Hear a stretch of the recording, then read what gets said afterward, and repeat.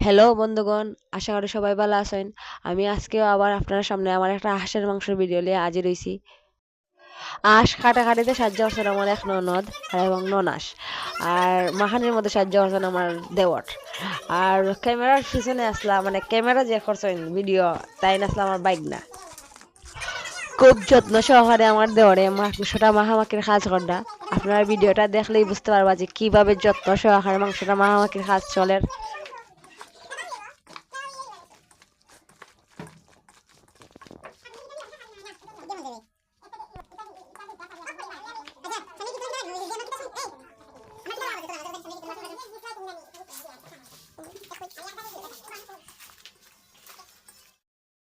এদিকে মাখামাখির কাজ শেষ করার পরে আমি জটফট মাটি চুলাত আমার রান্নাটা বয়াই দিলাম।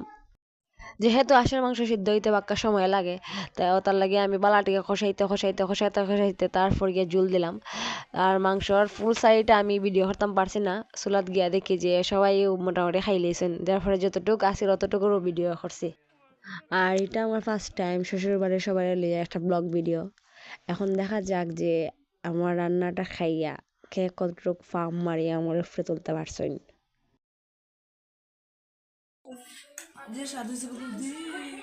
আচ্ছা, ওকে। তোমার কি লাগলো?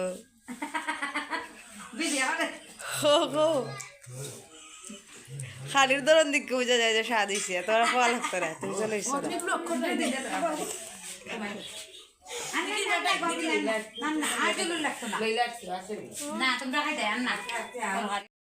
না লাগছে।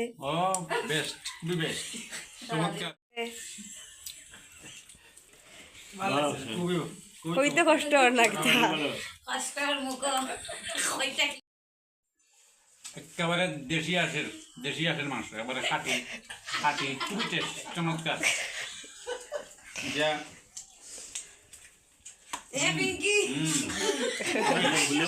সেই স্বাদ। পাতি লেম্বু আছে, দেশি লেম্বু,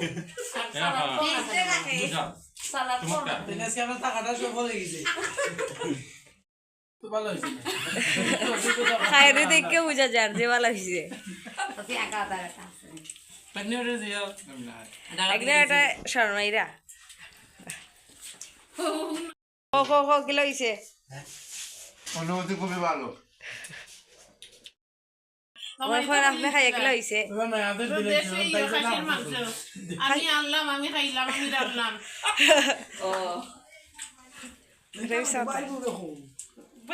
শেষ দিক কিলো হয়েছে।